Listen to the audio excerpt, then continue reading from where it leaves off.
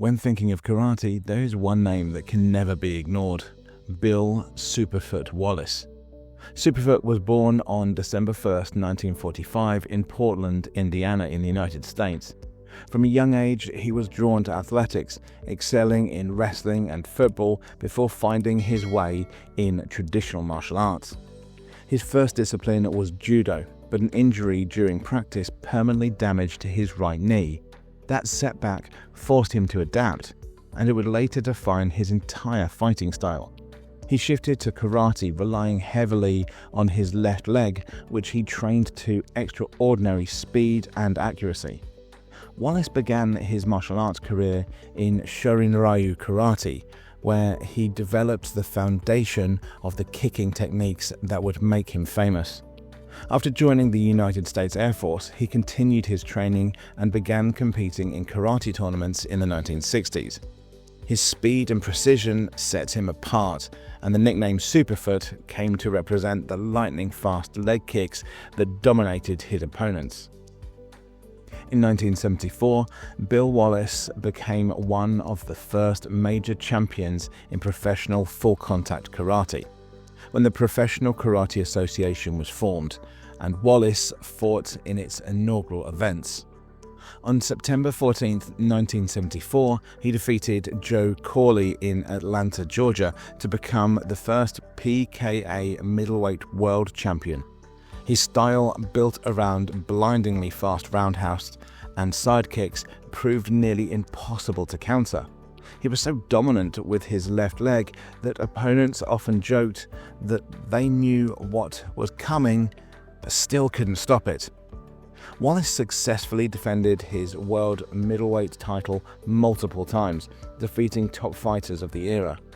Among his most notable matches was his victory over Jeff Smith, who later became a respected figure in martial arts himself. Wallace built a professional record of 23 wins with no losses before retiring from competition in 1980. His undefeated record in full-contact karate remains one of the most impressive in the history of the sport. Even outside of the ring, Wallace was a highly influential figure in martial arts culture. He became a close friend of Elvis Presley, training with him and working as one of his bodyguards. Presley, a martial arts enthusiast himself, admired Wallace's skill and dedication. Wallace also built a career in Hollywood, appearing in martial arts films such as A Force of One in 1979 alongside Chuck Norris and The Protector in 1985 with Jackie Chan. His on-screen roles helped spread awareness of kickboxing and karate to mainstream audiences. In addition to his fighting and acting career, Bill Wallace dedicated himself to education. He earned a bachelor's degree in physical education from Ball State University and a master's degree in kinesiology from Memphis State University. His academic background gave him a deeper understanding of human movement, which he applied to martial arts instruction. He authored several influential books, including Dynamic Kicking and Stretching, which became a classic guide for martial arts worldwide.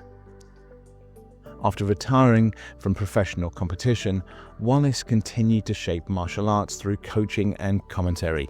He served as a commentator for ESPN and other networks, calling kickboxing and mixed martial arts events.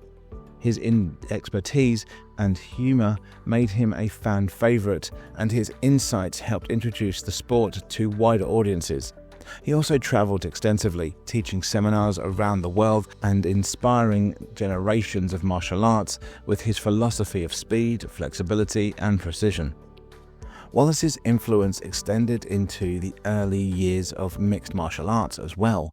He was the commentator for the very first Ultimate Fighting Championship in 1993. Although the format of the UFC was still experimental at that time, his presence linked modern MMA back to the traditions of karate and kickboxing.